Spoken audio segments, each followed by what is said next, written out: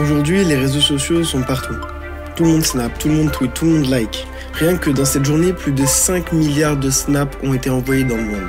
Les réseaux sociaux forment des connexions, ils permettent de parler à ses potes ou de créer des empires. Mais que se passerait-il si tout cela s'arrêtait?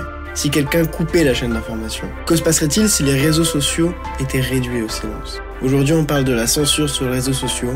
Bienvenue dans cette nouvelle vidéo.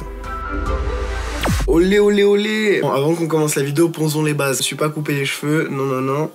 Je suis juste passé à l'heure d'été. Voilà, maintenant que ça c'est dit dans les commentaires. Je sais pas, dites-moi comment, si vous aimez, si vous aimez pas, je sais pas. Bon, clairement, les réseaux sociaux, c'est un sujet que je trouve passionnant. Il y a tellement de choses à dire. Je vous jure, c'est hyper intéressant. D'ailleurs, n'hésitez pas à aller voir ma dernière vidéo qui parle justement du regard des autres sur les réseaux sociaux. Ça peut peut-être vous intéresser. Je sais pas, non, je place ça comme ça. Concrètement, les réseaux sociaux, c'est quelque chose qui est inhérent à notre époque. On est tous quasiment nés avec un téléphone dans la main. Désolé les trentenaires. Et aujourd'hui, c'est encore plus flagrant.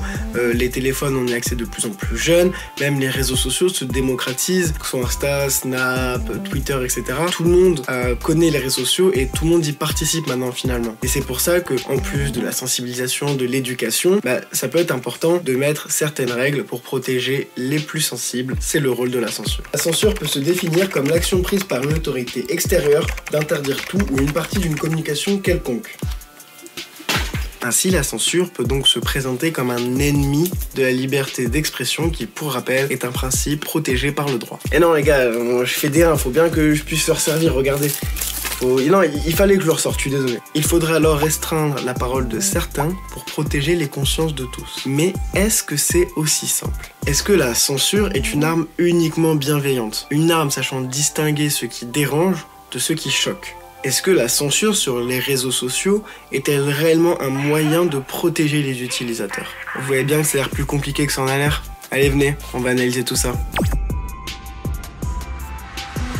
Tout d'abord, il faut reconnaître certains attributs à la censure. Il est vrai que la censure, à la base, ça permet quand même de protéger les utilisateurs de contenus qui sont choquants, que ce soit de la pornographie ou de la violence. Quand vous entrez sur des réseaux sociaux, normalement, vous devez signer une charte avec les règles, que ce soit sur Twitter, sur Insta, sur Facebook.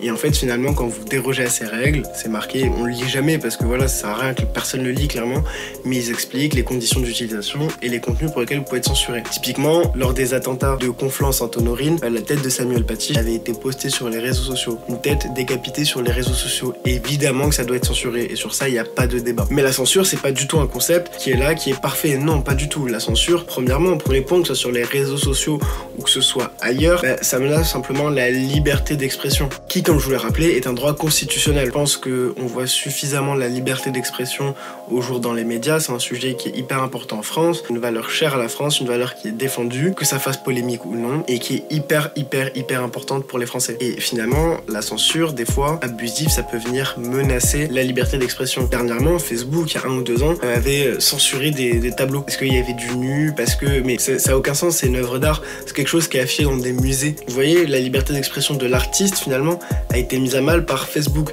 Et ça, des siècles plus tard.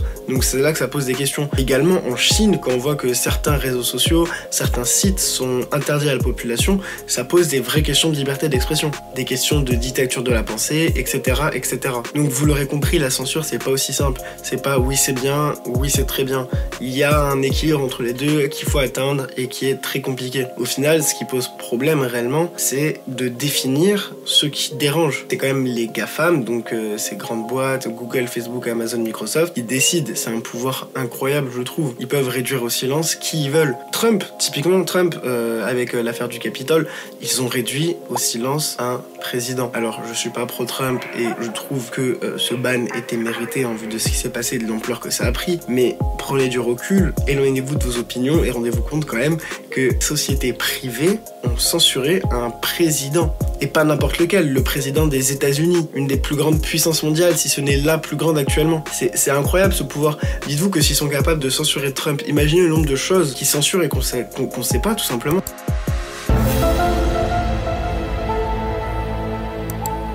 Alors sans crier aux théories du complot, imaginez le flot d'informations qui passent sous notre nez et qui ne nous sont pas distribuées. Donc voilà, le gros problème dans la censure, il résulte de tout simplement définir jusqu'où doit-elle s'arrêter. Mais finalement, la censure, c'est quelque chose qui est connu, qui dépasse les réseaux sociaux, des enjeux qui sont déjà là depuis des années, que ce soit dans les journaux, œuvres d'art, que ce soit un peu partout. Le combat censure et liberté d'expression existe depuis des siècles. Mais ce qui est nouveau, je trouve, avec les réseaux sociaux, c'est que finalement, cette censure, elle peut mener vers la cancel culture.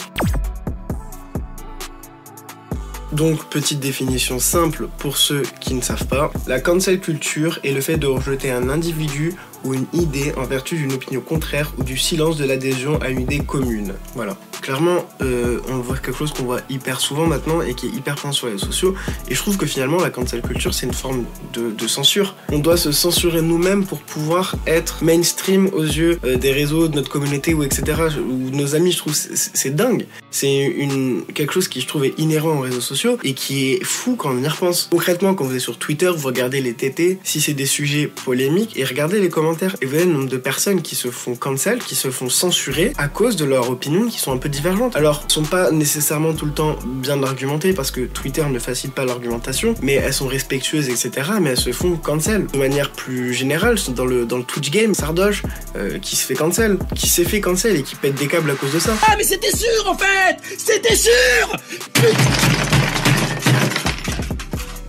Alors le débat est pas de savoir si les personnes qui se font cancel l'ont mérité ou non. Le débat c'est de savoir comment les réseaux sociaux peuvent favoriser ça. Ils favorisent ça parce que c'est l'instantanéité, parce qu'il y a les écrans qui nous protègent. Mais par contre se mettre dans un esprit critique, de regarder, d'essayer d'analyser et de comprendre ce que dit l'autre en le respectant, ça c'est quelque chose qui est très compliqué. Et à mon sens c'est les réseaux sociaux qui favorisent ça. Et finalement cette cancel culture, ça mène à une dictature de la pensée. On se rend pas compte mais il y a plein d'idées qui gravitent autour de nous, qu'on fait que de ressortir comme un automatisme, alors que si on y réfléchit au fond, on n'est pas nécessairement d'accord. Des choses qu'on a intériorisées, qui désormais sont des choses tout à fait normales pour nous et qu'on a banalisées. Et les réseaux sociaux, ils favorisent ce qu'on appelle l'enfermement algorithmique. Je pense que vous avez tous dû voir le reportage sur Netflix, Derrière nos écrans fumés, où justement ils parlent de ça. Les réseaux sociaux nous mettent des informations en permanence avec lesquelles on est d'accord, et plus on est d'accord avec ces informations-là, plus ils nous les mettent, et ils nous les passent en boucle, et on s'enferme, et on a l'impression que finalement tout le monde partage notre idée, et on oublie qu'il y a des idées qui sont divergentes et respectables. Tout ça, ça mène à ce que